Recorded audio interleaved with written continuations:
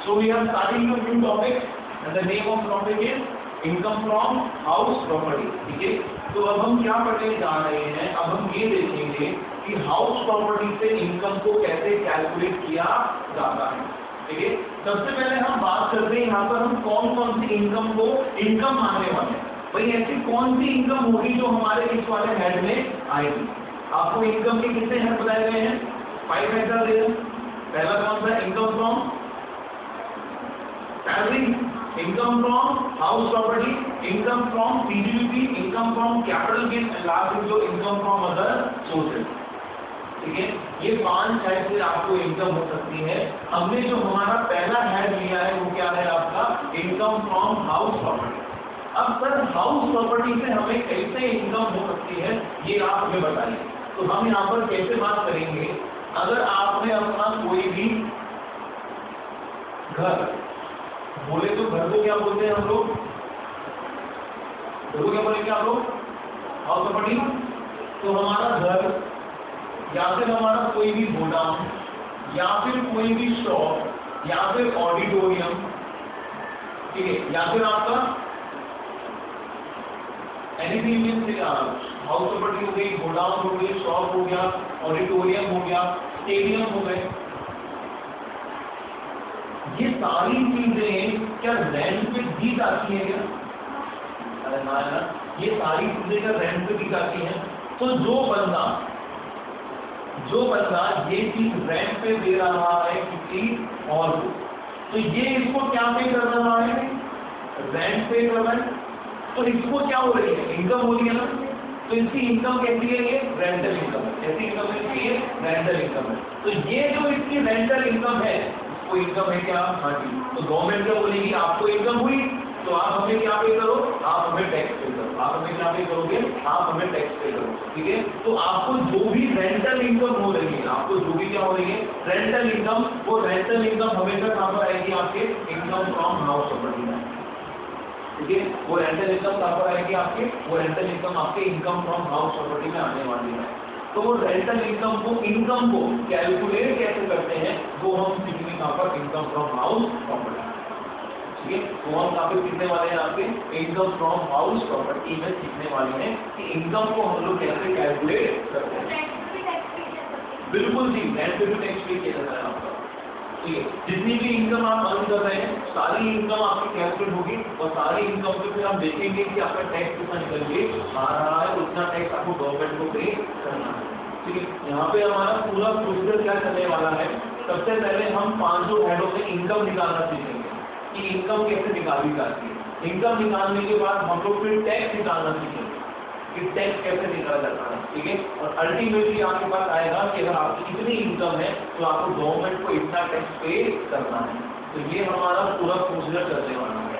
ठीक है, तो मेजर जो चीज है आपकी वो क्या है कि हाउ टू कंप्यूट इनकम, हम इनकम कैसे कंप्यूट करते हैं, तो हमें वो निकालना सीखना है पहले, एंड आफ्टर दैट हम टैक्स निकालना सीखेंगे। तो पहले एक एक करके हम सारे हेड्स को यहाँ पे क्या करने वाले हैं, स्टडी करने वाले हैं। ठीक है, तो ये आज तक हमने हेड स्टार्ट करा है कौन सा, इनकम फ्रॉम हाउस प्रॉपर्टी। ये रहेंगे, कोई प्रॉब्लम इसमें?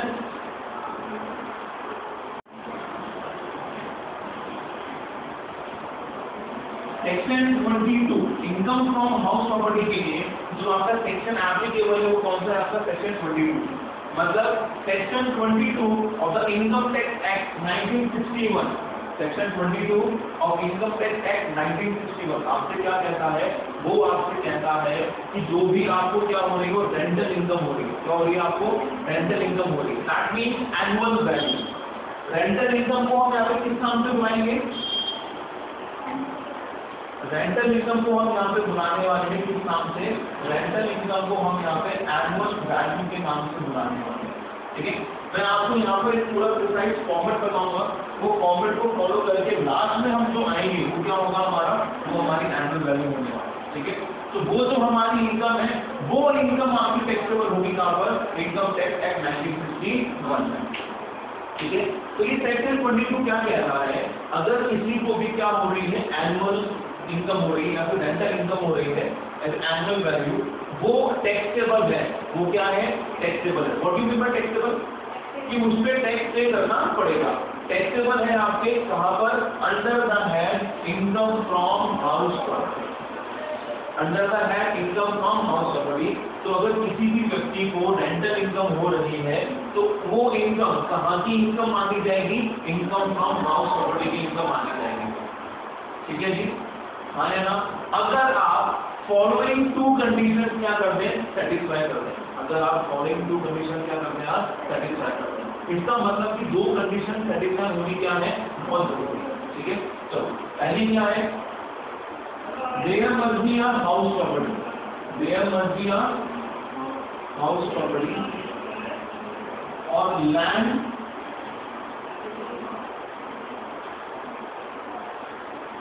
Opportunity there. इसका मतलब अभी हमको समझ में नहीं आया। ठीक है, एक तो आपकी हाउस प्रॉपर्टी होनी चाहिए, या फिर हम बोले नॉर्मल बिल्डिंग होनी चाहिए, आपकी बिल्डिंग और लैंड अपॉर्चुनिटी देयर, या फिर आपके पास एक प्रॉपर्टी होनी चाहिए। नॉर्मल सेंस में ही समझेंगे हम उसको। और जिस व्यक्ति की आप इनकम निकाल रहे हो, जिस व्यक्ति की आप इनकम निकाल रहे हो, वो इस प्रॉपर्टी का क्या होना चाहिए? ओनर होना चाहिए। ठीक है जी, आज मान लीजिए ये है आपका घर, ये किसका घर है? ये आपका घर है, और ये है आपके बगल में आंटी जी रहती है, उनका घर। ठीक है, आप बेचारे नॉर्मल अपने घर में रह रहे हैं, आंटी जी ने अपना घर क्या कर रखा है? रेंट पे दे रखा है। ऊपर का उन्होंने क्या कर रखा है? रेंट पे दे रखा है। तो इस आंटी को क्या हो रही है? रेंटल इनकम हो रही है। इनकम टैक्स माने जा रहे हैं, वो आपको बोल रहे हैं कि इस रेंटल इनकम पर टैक्स आप लोग पे करो। तो आप करोगे क्या? क्यों नहीं कर रहे आप? लैंड और बिल्डिंग तो है आपके पास, लैंड और बिल्डिंग है क्या? हाँ है, तो आप टैक्स पे करो। Will you pay the tax? नहीं, आप क्या बोलोगे? We are not the owner of this property, हम ओनर नहीं। ठीक है, मतलब कि इस घर का जो ओनर होगा, इस घर का जो ओनर होगा, बचनारी के बाद उसी के हैंड पे क्या मानी जाएगी? आपकी इनकम मानी जाएगी। ठीक है, तो पहली चीज तो क्या, एक प्रॉपर्टी का होना जरूरी है, और दूसरा आपका उस प्रॉपर्टी का ओनर होना जरूरी है। जब ये दो कंडीशन सेटिस्फाई होंगी, तब आपको उस प्रॉपर्टी से होने वाली रेंटल इनकम कहां पर टैक्सेबल होगी? Income from house property. तो दिक्कत, तो दो कंडीशन क्या है भाई? पहली बात तो प्रॉपर्टी होनी चाहिए। मैं ओनर हूं, पर प्रॉपर्टी नहीं है मेरे पास, चलेगा सर? नहीं। तो आप ओनर भी कहते हो, प्रॉपर्टी नहीं है आपके पास। ठीक है, तो आपके पास प्रॉपर्टी भी क्या है? होनी जरूरी है, और साथ साथ में आप उसके ओनर भी होने जरूरी है। ठीक है, तो इन दोनों कंडीशन आपकी सेटिस्फाई होनी जरूरी है। ठीक है, मैं रीड करता हूँ आपके साथ। सेक्शन में क्या लिखा हुआ है? रेंटल इनकम और annual value is taxable under the head income from house property if following two conditions are satisfied. पहले क्या है? There must should be a house property. क्या होना चाहिए? वहां पे हाउस प्रॉपर्टी होना चाहिए, and assessee should be the owner of that house property. Assessee कौन है? जिसकी इनकम हम लोग निकाले जाएंगे। ठीक है, आपको क्वेश्चन में दे रखा होगा compute the income from house property of mister Rakesh, तो हम इनकम किसकी निकाल रहे हैं?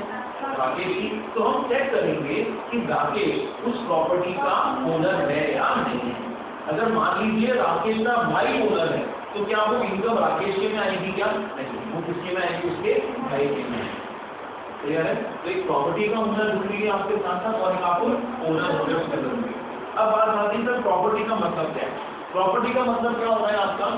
बिल्डिंग और लैंड अपॉर्चुनिटी देयर, बिल्डिंग और लैंड अपॉर्चुनिटी देयर। इसका मतलब अभी हमें समझ में नहीं आया।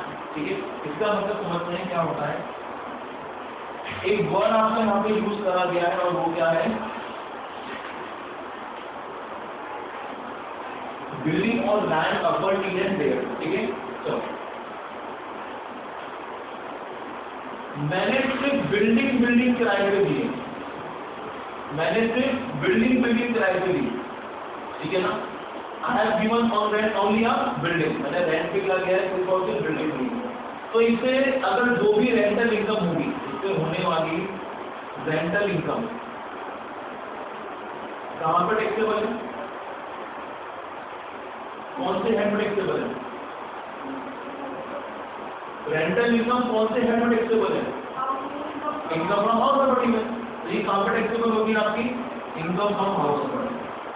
ठीक है सर? हाँ, मैंने बिल्डिंग के साथ साथ इसके आसपास की लैंड जो है वो भी किराए पे होता ही नहीं होता ऐसा।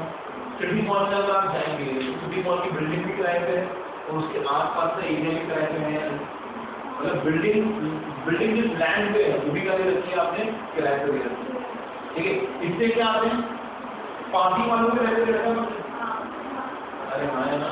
तो अगर बिल्डिंग के साथ साथ लैंड भी है, मतलब बिल्डिंग के साथ साथ लैंड भी है, तो इन दोनों से होने वाली रेंटल इनकम, इन दोनों से होने वाली रेंटल इनकम कहाँ पर टैक्सेबल होगी आपकी, इनकम फ्रॉम हाउस। अब ये बिल्डिंग है जो होगी, ये बिल्डिंग किस पे लैंड पे ही तो अगर बिल्डिंग के साथ साथ लैंड भी किराए पे जाएगा नहीं जाएगा, जाएगा ना साथ में, सही है नहीं। अगर मान लो मैं आपको एक्सप्लेन करता हूँ, नॉर्मल बिल्डिंग है आपकी, अब ये बिल्डिंग किससे बनी होगी, लैंड पे, अरे हाँ यार बिल्डिंग किससे बनी हुई है आपकी, लैंड बनी हुई है। तो अगर आपने किसी को बिल्डिंग किराए पे दी तो लैंड पे क्या हो गया, किराए पे हो गई। हम ये तो करेंगे नहीं कि मैं लैंड निकाल रहा हूँ इसमें से और मैं इसको कॉल करना चाह रहा हूँ, वो पॉसिबल ही नहीं है हमारे लिए। हाँ खाली बिल्डिंग किराए पे दी है, पॉसिबल है क्या, तो नीचे का लैंड आ गया, लैंड तो मैंने किराए पे दिया ही नहीं, लैंड अभी भी मेरे पास है, मैं उसको मेरी गाड़ी खड़ी करने के लिए यूज में ले रहा हूँ।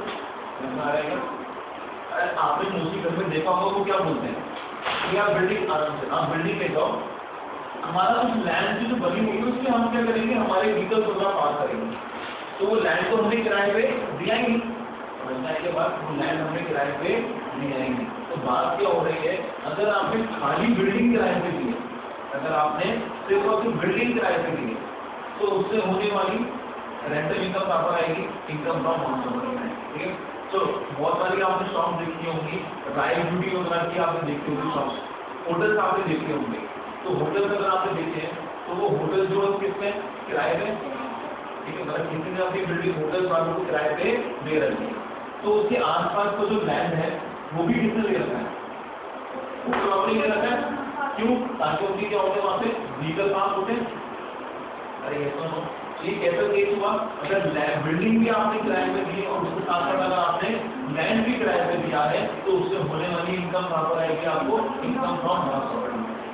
अगर आपने सिर्फ क्या दी है, बिल्डिंग किराए पे दी है तो उससे होने वाली इनकम कहाँ पर आएगी, रेंटल इनकम में, ठीक है। मान लीजिए मैंने एक बहुत बड़ा जो है कॉम्प्लेक्स बनाया है, क्या बनाया मैंने, कॉम्प्लेक्स बनाया, तो कॉम्प्लेक्स को बिल्डिंग हो जाएगी। अब आपने कभी देखा होगा तो कॉम्प्लेक्स के आसपास बहुत सारा एरिया होता है जिसमें बोलते हैं पार्किंग एरिया बोलते हैं, ठीक है। तो मैं तो सिर्फ क्या कर रहा हूँ, बिल्डिंग किराए पे दी ना, पार्किंग एरिया मैंने किसी और को किराए पे दिया, अरे हाँ ना, इस केस में क्या हुआ, मैंने बिल्डिंग मैंने किसी और को किराए पे दी है और लैंड मैंने किसी और को किराए पे दिया, माना भी ये है किस पे, जो बिल्डिंग है इसी लैंड पे, पर मैंने लैंड किसी और को किराए पे दिया है और बिल्डिंग अलग अलग ऑफिस वालों को किराए पे दिया ना। तो बिल्डिंग से जो मेरी इनकम हो रही है, रेंटल इनकम, वो कहाँ पर आएगी आपके, इनकम फ्रॉम हाउस प्रॉपर्टी में।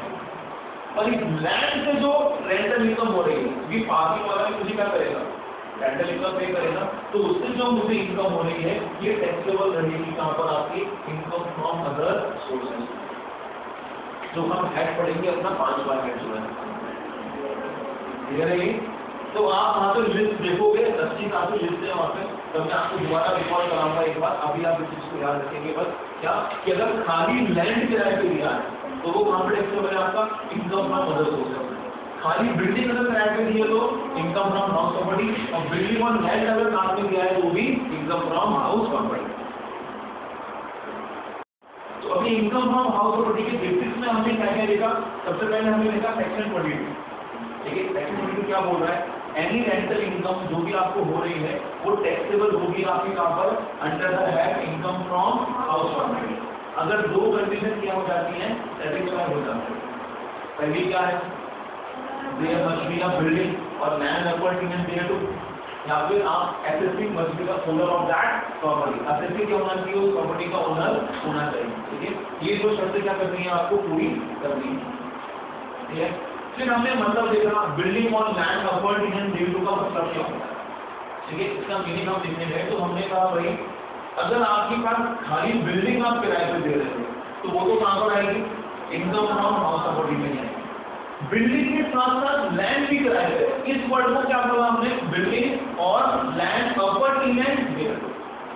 जब बिल्डिंग के साथ साथ लैंड भी किराए पे दिया जा रहा है उसको क्या मतलब है, उसका बिल्डिंग और लैंड प्रॉपर्टी में दे रहे हैं, वो भी कहां पर इसके आपका इनकम फ्रॉम हाउस प्रॉपर्टी में। और अगर खाली लैंड किराए पे दे रहे हो तो वो कहां पर टैक्सेबल है, इनकम फ्रॉम अदर सोर्सेज में टैक्सेबल। तो वो इनकम फ्रॉम अदर सोर्सेज तो अभी हम देखेंगे नहीं, वो हम आपको देखेंगे, हम बात करेंगे, ठीक है। ओके, दो शर्तें मैंने बोली, क्या, बिल्डिंग होनी चाहिए and authority must be the owner of that property, ठीक है। चलो एक क्वेश्चन पूछता हूं मैं आपसे,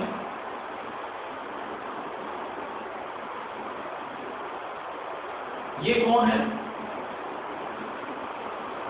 ये है शर्मा जी, ये कौन है, ये शर्मा जी, ठीक है। तीन बात है इनके पास, ये है क्या, इनकी हाउस प्रॉपर्टी या प्रॉपर्टी कुछ भी आप बोल दीजिए। ये इन्होंने रेंट पे दे दी, ये इन्होंने रेंट पे दे दी, इसको दीदी बताओ,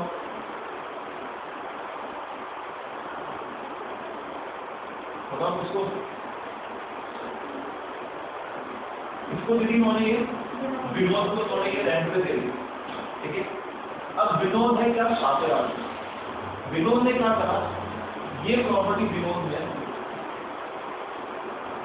किसके नाम पे कर दी है, बोलो किसके नाम बोलो, राशि के नाम पे कर दी, ये है, ये चलेगा। शर्मा जी की प्रॉपर्टी कितनी है, शर्मा जी, शर्मा जी ने रेंट पे दी किसको, विनोद को, विनोद ने ये किसको भी किराया है, राशि को, ठीक है। तो विनोद को रेंट पे कर रहा होगा किसको, शर्मा जी को, ये रेंट पे क्या की प्रॉपर्टी भी दी, ठीक है। और रेंट जो पे कर रहा होगा वो कौन कर रहा है, विनोद रेंट पे कर रहा है किसको, शर्मा जी को, और ये राशि किसको कर रही है, विनोद आ रहा है। तो इसके पास भी तो क्या आ रहा है, रेंट आ रहा है, तो इसको भी क्या होगी, रेंटल इनकम, अरे हाँ है ना। तो ये जो इस बंदे को इनकम हो रही है, रेंटल इनकम हुई है, इसको विनोद को, तो आपसे कहा हुई इनकम हुई है विनोद, हाँ इनकम हुई है। नाउ टैक्स दो, वो नहीं देगा, वो नहीं देगा, अच्छा ये बोल रहे हो टैक्स नहीं देगा,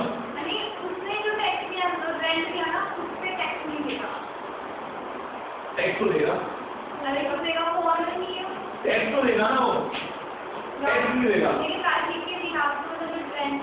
नहीं पॉइंट नहीं पकड़ रहे हो आप। पर देखो शर्मा जी को जो इनकम हुई ना, शर्मा जी को जो इनकम हुई, ये इनकम कौन से हेड में मानी जाएगी, इनकम फ्रॉम हाउस प्रॉपर्टी। क्यों, क्योंकि शर्मा जी ने दोनों शर्तें पूरी कर दी, इनके पास प्रॉपर्टी भी है और ये उस प्रॉपर्टी के ओनर भी है, इसलिए इस प्रॉपर्टी से होने वाली रेंटल इनकम शर्मा जी के कौन से हेड में, income from house property.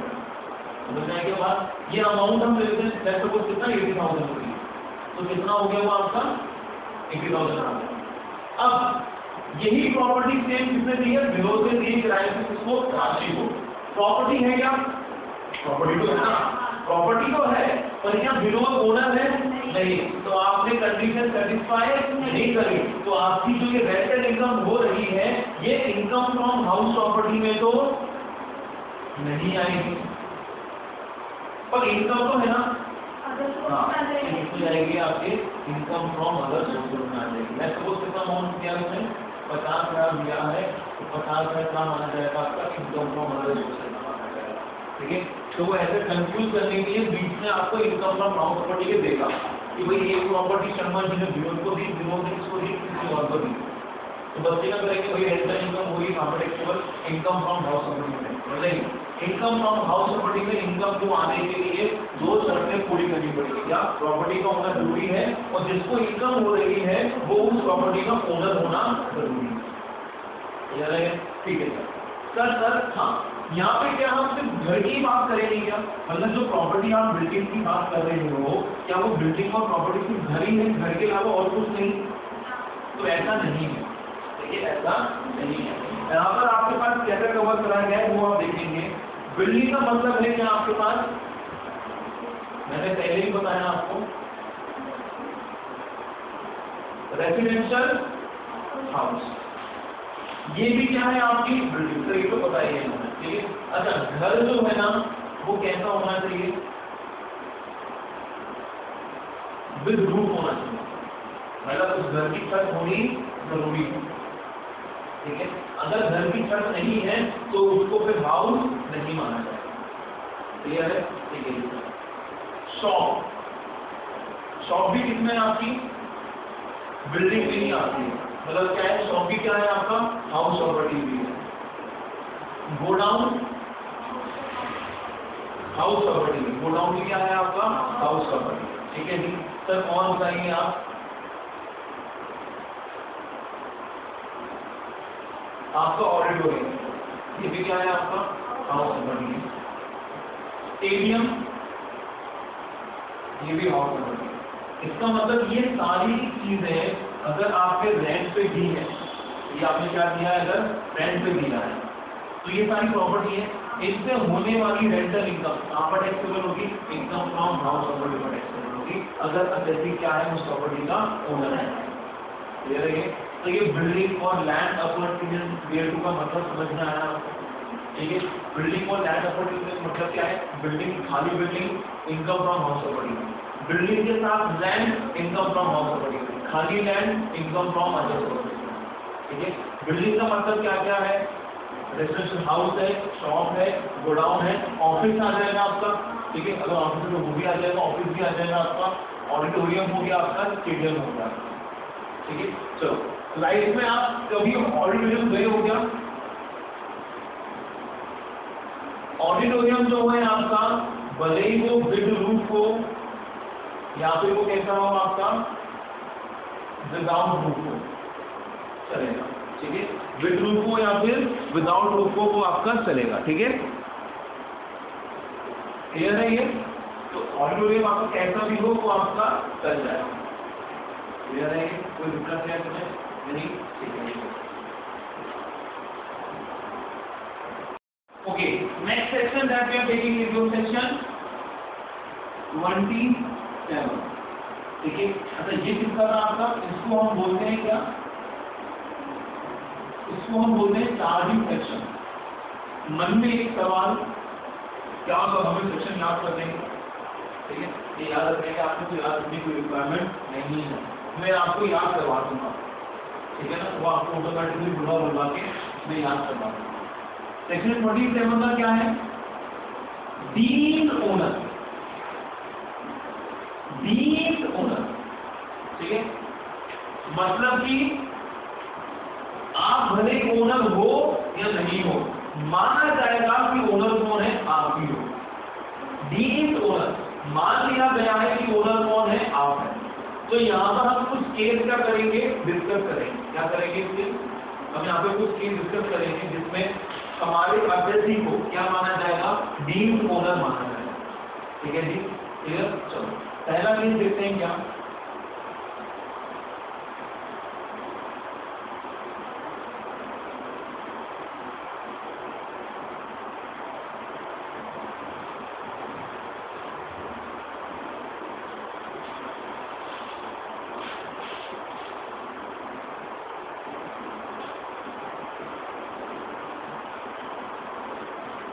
Okay.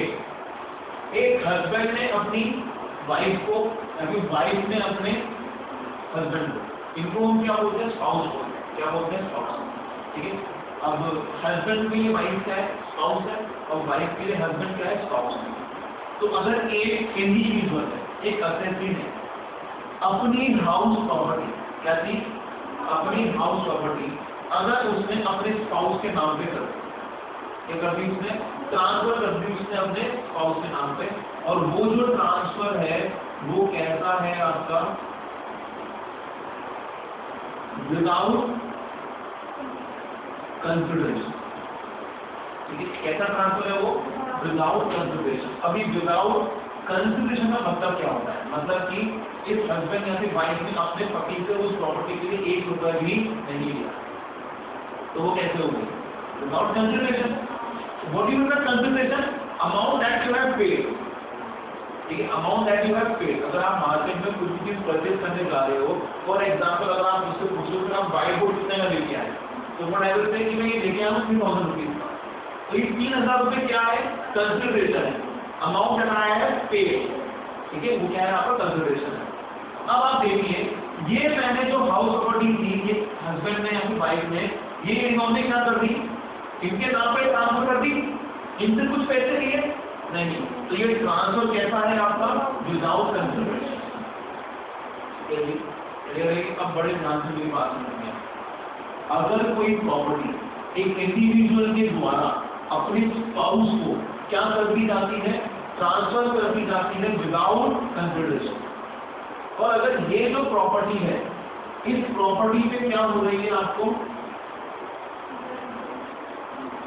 Rental income हो रही है, इस प्रॉपर्टी से क्या हो रही है, आपको रेंटल इनकम हो रही है। भाई ये प्रॉपर्टी हमने बच्चों को किराए पे दे रखी थी, बच्चे आते हैं उनसे किराया आता है, तो इस प्रॉपर्टी से क्या हो रही है, हमें रेंटल इनकम हो रही है।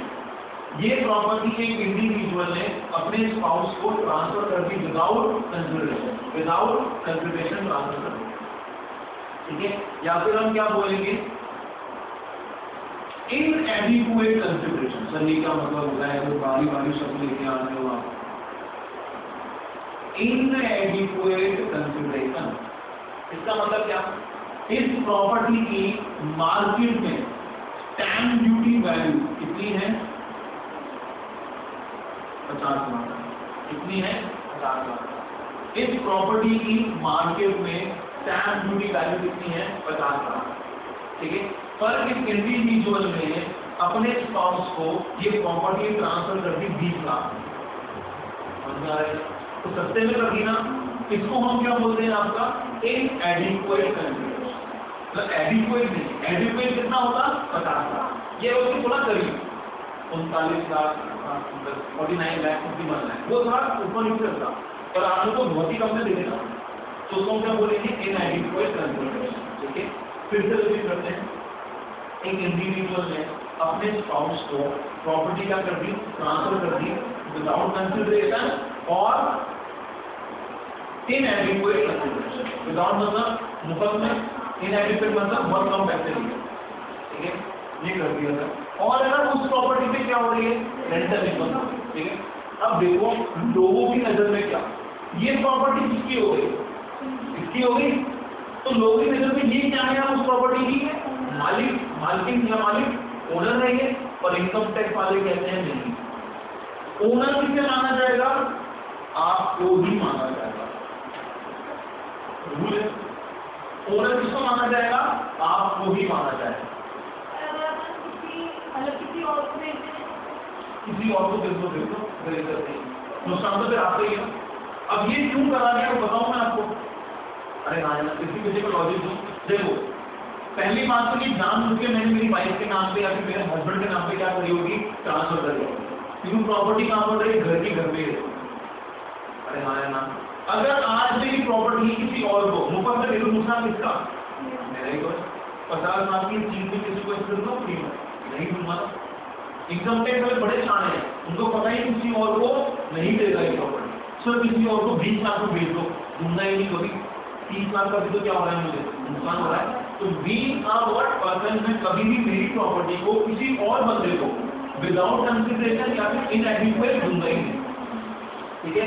अब आप समझना ही करा क्यों गया, इस प्रॉपर्टी से, हाउस प्रॉपर्टी से इनकम हो रही है आपको कितने की, 3 लाख की, कितने की इनकम हो रही है, 3 लाख की इनकम हो रही है, ठीक है। इससे कितनी इनकम है, घर से 3 लाख रुपए की इनकम है घर से। यहाँ पर हम बात करते हैं, एक हस्बैंड ने अपनी वाइफ को ट्रांसफर करी है ये प्रॉपर्टी विदाउट कंसिडरेशन, ठीक है। हस्बैंड को सैलरी इनकम भी है, हस्बैंड कहीं पे जॉब करता है तो उसको सैलरी इनकम भी है। सर कितनी है सैलरी इनकम, मैंने कहा 5 लाख की उसको सैलरी इनकम, ठीक है। हस्बैंड जो बिजनेस भी करता है तो उसे बिजनेस से भी क्या है, उसको इनकम है, कितने की इनकम है बिजनेस से, मैंने कहा 2 लाख की इनकम है, सर ठीक है। हस्बैंड को इनकम फ्रॉम अदर सोर्सेज भी है, सर कितना का है, मैंने कहा 3 लाख का, ठीक है। सर वाइफ क्या करती है, बेचारी वो हाउस वाइफ है, तो सर उनको क्या इनकम हो रही है, कुछ भी इनकम नहीं हो रही है, उनकी इनकम कितनी अभी मिला है। अब पहले क्या स्कीम हो रहा वो देखो, रेंटल इनकम हो रही है क्या आपको, हाँ ओनर कौन है प्रॉपर्टी का? हस्बैंड है।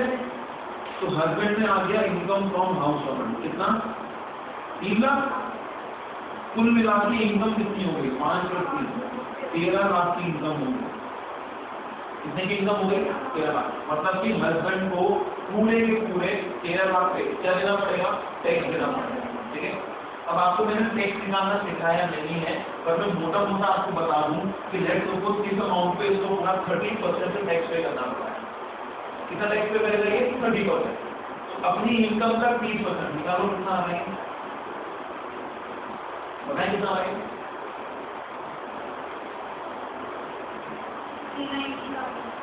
3,90,000 का टैक्स पे करना पड़ रहा था किसको? हस्बैंड को। अरे आया ना, ठीक है। अभी कह रहा भाई ये मेरा 13 लाख कमा रहा हूँ मैं, 3,90 करना तो देता हूँ, मेरे पास का बचता कुछ भी बचता मेरे पास। तो इसलिए क्या कहा? शाना वृद्धि कर, इसने क्या करा? मैं एक काम करता हूँ, इनकम टैक्स में क्या लिखा हुआ है कि प्रॉपर्टी होनी चाहिए और ओनर होने चाहिए, तो वो इनकम उसकी मानी जाएगी।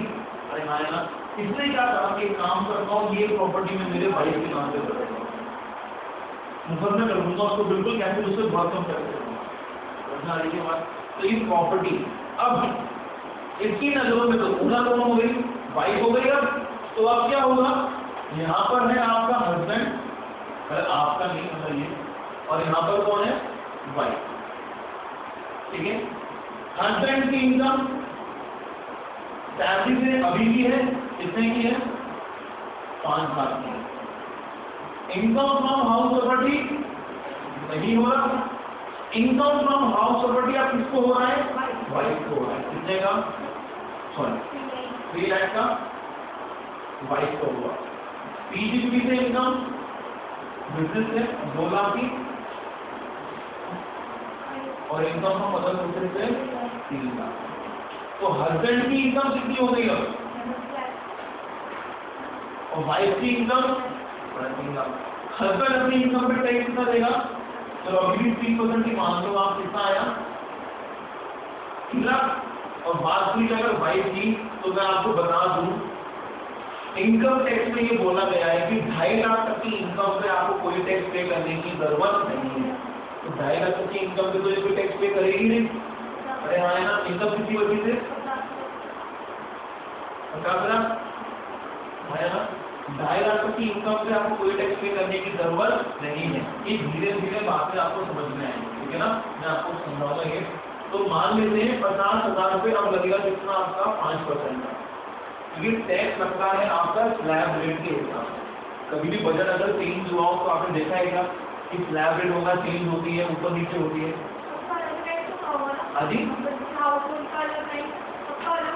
नहीं, इंडिविजुअल नहीं है, सेम रेट रखी गई है, बल्कि आपको किसी से भी इनकम हो रही है। अगर आप इंडिविजुअल हो तो रेट सेम है, ठीक है ना। तो ये अभी इनकी इनकम 5 लाख से कम है, इसलिए ये टैक्स का पे करेगी, सिर्फ 5% पे करेगी। ठीक है, तो कितना आएगा? 2500।